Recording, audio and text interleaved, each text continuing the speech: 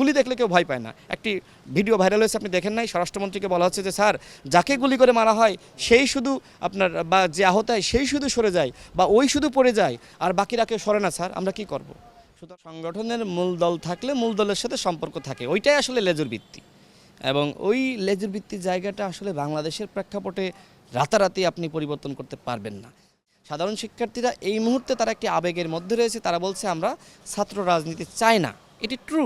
সুতরাং এখন তাদের এই আবেগকে মূল্যায়ন করতে হবে।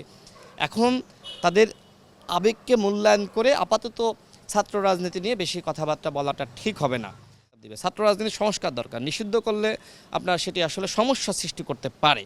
বৈষম্য বিরোধী ছাত্র আন্দোলনে সেখানে দেখেন শুধুমাত্র আপনার একটি ছাত্র সংগঠন না, সেখানে ছাত্র অধিকার পরিষদ আছে, ছাত্র ফেডারেশন আছে, সেখানে ছাত্র শক্তি যারা এখন মূল নেতৃত্বে আক্তারদেরকে নিশ্চয়ই ছিলেন, তারা তো আছেই সামনের দিকে। এছাড়া আপনার সেখানে অন্যান্য বাম সংগঠনগুলো আছে, ইসলামিক সংগঠনগুলোর নেতৃত্ব সেখানে আছে, সম্মিলিত একটা নেতৃত্ব সেখানে আছে। সুতরাং এরাই তো ছাত্র রাজনীতি করেছে। তো এদের ছাত্র রাজনীতি নিষিদ্ধ করা মানে কি এদের রাজনীতি আপনি নিষিদ্ধ করবেন? নিষিদ্ধ করে দিলে সেটি আসলে আরও বেশি সমস্যা সৃষ্টি করবে। কারণ অভ্যুত্থানের নায়ক যারা অভ্যুত্থান ঘটিয়েছে তারা তো ছাত্রনেতা। ছাত্র রাজনীতি থাকলে ছাত্ররা সবসময় সাংগঠনিক শক্তিটা ধরে রাখতে পারবে, ছাত্ররা জোটবদ্ধ বা একতাবদ্ধ থাকতে পারবে। আর যদি আপনি ছাত্র রাজনীতি নিষিদ্ধ করেন তাহলে সবাই বিচ্ছিন্ন হয়ে যাবে। বিচ্ছিন্ন শক্তির মাধ্যমে কখনোই কোনো বিজয় অর্জন করা সম্ভবপর হয় না। শুধুমাত্র ছাত্র সংগঠনগুলো যুক্ত থাকার কারণে এই আন্দোলনটা সফল হয়েছে এবং ছাত্র সংগঠনের সাথে রাজনৈতিক দলগুলো যুক্ত ছিল। আপনি বলতে পারবেন না যে সাধারণ শিক্ষার্থীরা নেতৃত্ব দিয়েছে, না, কোথাও সাধারণ শিক্ষার্থী আপনি দেখাতে পারবেন না। আমি তো জানি, সবাইকে তো আমি চিনি, জেলা পর্যায়ে বলেন, ক্যাম্পাসে বলেন, এরা সবাই ছাত্র রাজনীতি করা, এরা প্রত্যেকেই ছাত্র সংগঠনের মূল নেতৃত্বের জায়গায় ছিল। সুতরাং ছাত্র রাজনীতি নিষিদ্ধ করা মানে এক ধরনের সমস্যা সৃষ্টি করা। 18 না আসলে 24 আসতো না। সুতরাং শুধুমাত্র আপনি 18 নিয়ে কথা বলবেন, 24 নিয়ে বলবেন না, সেটি কিন্তু হবে না।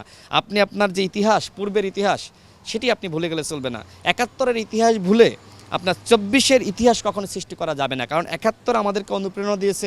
90-এর ইতিহাস বলে আপনি কখনো এই ইতিহাস লিখতে পারবেন না। সুতরাং প্রত্যেকটা ইতিহাস আমাদেরকে মনে রাখতে হবে। গণ অধিকার পরিষদের অঙ্গ সংগঠনের 8 জন শহীদ হয়েছে।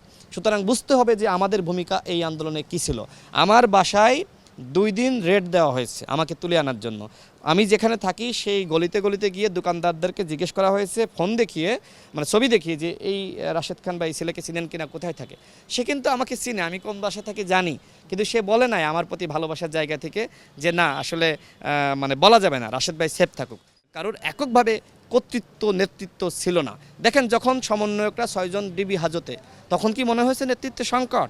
যখন কেউ কথা বলতে পারে না, যখন আপনার ব্ল্যাক আউট, নেট নাই, তখন কি মনে হয়েছে নেতৃত্বের সংকট? যে আপনার এই যে আপনার যাত্রাবাড়ি থেকে শুরু করে আপনার সাইনবোর্ড, এই যে 8-10 কিলোমিটার লুঙ্গি পরা কাঁচামারা মানুষ, হ্যাঁ, এগুলো কারা? এগুলো সব রাজনৈতিক কর্মী, সাধারণ মানুষ। এবং একই সাথে আপনার যে 5 আগস্ট যে এয়ারপোর্ট থেকে 4-5 লাখ মানুষ আসতেছে সেই 8টার দিকে, সকালের দিকে, এরা কারা? সাধারণ ছাত্ররা কি ওইদিকে ক্যাম্পাস আছে? ঢাকা বিশ্ববিদ্যালয় আন্দোলন বন্ধ হয়ে গিয়েছিল, প্রাইভেট বিশ্ববিদ্যালয়ের ছাত্ররা হাল ধরেছিল। আপনি সমন্বয়করা যখন কোনো ঘোষণা করতে পারে না, তখন কি স্লোগান হয়েছে? তুমি কে, আমি কে, সমন্বয়ক সমন্বয়ক। সুতরাং এই আন্দোলন সফল হয়েছে জনগণের নেতৃত্বে। সমস্ত দল, সমস্ত ছাত্র সংগঠন, শিল্পী গোষ্ঠী থেকে শুরু করে মানবাধিকার কর্মী, সাংবাদিক, সবার ভূমিকা ছিল। সবাই একযোগে বলেছে নো মোর হাসিনা, হাসিনাকে সরে যেতে হবে। সবাই ভূমিকা রেখেছে।